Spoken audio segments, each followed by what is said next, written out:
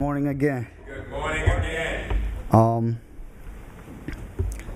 this uh, this was actually one hard one for me to put together because I've yet to be a father. I've got one in the oven, and I don't have much personal experience with my own child. I do have a lot of experience over the years of dealing with other kids, and most of us could tell that it's way easier to be around other people's kids than dealing with your own or raising your own. I want to start off with something that came to mind when I was asked to come up here, and I remember reading a book called Cries of the Heart by Ravi Zacharias. And in his introduction, he speaks of a play that him and his family went to go see that impressed upon him what it is a father is about. At a Christmas service we attended one year, a short play was featured. It was principally a monologue by Joseph as, moments after the birth of Jesus, he held the little one in his arms and spoke to him. He looked into the face of the baby and, with all the gushings and musings of a new father, playfully talked about his resemblance to his mother. But then he paused and in all seriousness whispered, "I wonder what your father looks like." One could sense that the hundreds in the pews echoed those sentiments. The question that came to mind, of course, was, what does our Holy Father look like? And my biggest problem was trying to organize it in a setting to where it didn't seem so disjointed, but that my mind doesn't work like that all the time. Three stories in the Bible actually help me relate what character, what face our Father shows us. And the first one that I've seen appear was, one of the first that I seen was the story of Abraham. And in that, we see, what I've seen was, when we speak of fathers, or when we take the time to look back for those of us that experience fathers in our lives, one of the first things we remember is duty and discipline, specifically discipline. We see that there's constant admonishment, there's constant rules, there's constant reminders for the child to be obedient to the father, for the child to always remember that there's an order and an organization to the way the dad sees for the child's life. The kid has no concept, no idea as to what the father sees. All the kid sees is his playtime, his eating time, his eating time, his eating time. But in the discipline and duty, we find a structure within the father's eyes. We find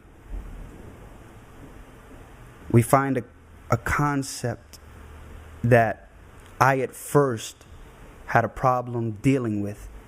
Specifically in the story with Abraham. Abraham was told by God to give up his firstborn. And I just could not wrap my mind around that.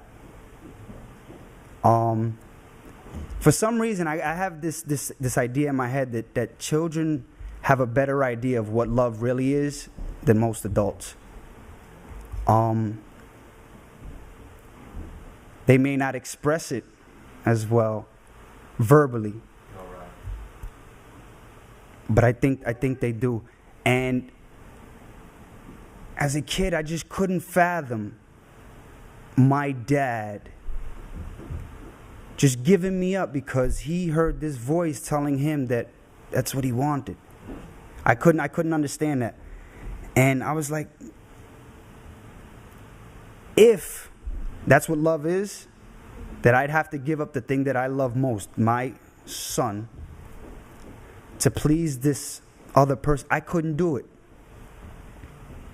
I couldn't do it. Even finishing the story and seeing the fact that God stopped him and said, no, I'll be the one to provide. I was like, why would you do that to somebody? Why would you even make that request of someone to give up what I love the most? And that actually segues into the next thing on being a father, and I believe any father here would say, is the struggle. At first, it didn't seem like this story had anything to do with the theme of father. And it's the story of Jacob. And it's a specific portion, like I say, that I didn't think had anything to do with a father, but something kept pushing me towards that specific part of the story. And it's the part of the story in Jacob is running away from his brother. He hears that his brother is coming after him. He hears that there's this huge army on his way, and he is scared to death. While he was waiting, I can't remember if it was midnight or mid-morning, but in the Bible it said that an angel came to him, and these guys start battling. And I enjoyed that story as a kid because it was something that I experienced personally. I was always battling with God. My questions weren't inquiries into his person. My inquiries were challenges as to, like, is this what you got for me? Is this where you're steering me? I don't understand you. They were hard questions, I believe, that I was asking. And in that story, it reflects our human struggle. And in a way, it displays a father's struggle. Not only in raising a child, but I was talking to my wife Jocelyn about this, but in the man's struggle with his wife, because they created a child. She helped make him a father. The battle that Jacob had with this angel, with God, this internal struggle is what we all face as fathers. The financial, the emotional, the constant strain, the push and pull, the egos, the man's ego. All of this shows the struggle that we face as fathers, as human beings. Another thing that stuck out with the story of Jacob, with this battle, was that he was a runaway. I personally could relate to that because I've done that most of my life. I was a runaway kid. I hit an age to where my parents couldn't tell me anything anymore. I was tired. I was tired of them. And I decided that I was going to start running away. They wouldn't let me be in the streets. I put myself in the streets. And later on, I started to realize that it showed a lack of dedication. I wanted what I wanted. It showed my selfishness. I seen my selfishness later on in that I wanted what I wanted because I didn't take the time to try to see their story. All I saw was that I'm going to school for them. I can care less about school. God granted me a pretty decent mind to where academically I was good. But I didn't go to school for myself. My schooling, my grades, my whole thing was for them. I remember one time my stepdad, I came back with the highest average that I had ever achieved, and it was a 98 average, and I was so happy for this. Not for myself. But I was happy because I couldn't wait to hear their response. Like, yo, this kid is a beast. Like, where did he come from? Like, I wanted to hear that. And I show my stepdad the report card, and I'm already tallying up what I want as a gift for my achievement. And he looks and he zeroes in on the lowest grade that I had, which was an 85 in math. I hate math. I hated it. It was an 85 in math. And all he saw was that 85.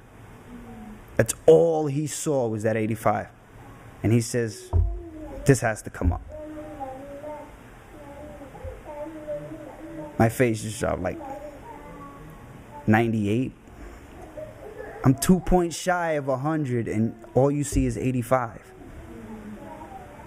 What do you want from me? And again, that has been not only mine, but I believe a lot of fathers' struggles is, what do you want from me? This perfection that you have that we set in our minds, I can't do that for you. I can give you my best. This is my best. I think it was fairly good. And from then on, that was where the rebellion started. You know what? I don't even care about school anymore. I'll take the GED because when it comes to tests, I'll get it done. I don't even want school. And it completely changed my life around. Completely.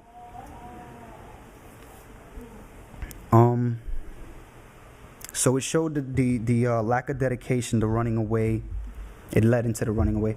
And it showed my lack of dedication, my lack of understanding, and my selfishness. Lastly, the one that I see that relates most to fathers and ties it all in together is the story of Jesus.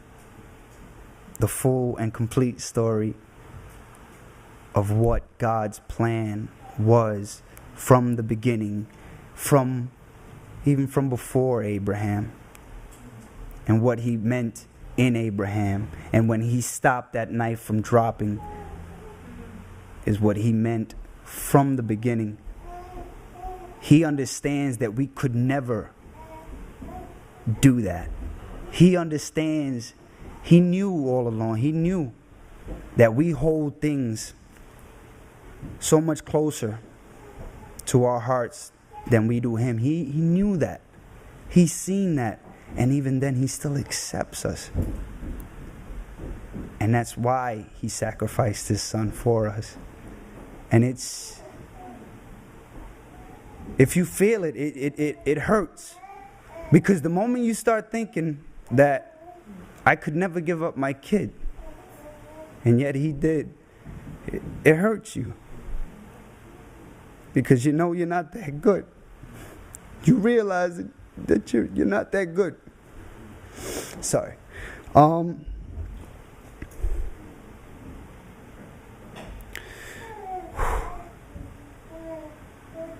hopefully you start to see the amount of love that he has for you. That he was willing to part, even with his son screaming on the cross. That he was willing to do it because he has a greater picture. He has us in mind all along. From the beginning, he had us in mind. He had us in our heart. And he accepts us no matter what. And I believe that is what the face of our Father is. That no matter what, we can come to him. And he's waiting with a hug. He's waiting for that embrace. But we just got to turn back. Give him the desire the desire in our hearts that we have for everything else but him. To turn it around, seek him, and just come for him. Come for him. That's all I have. Thank you so much.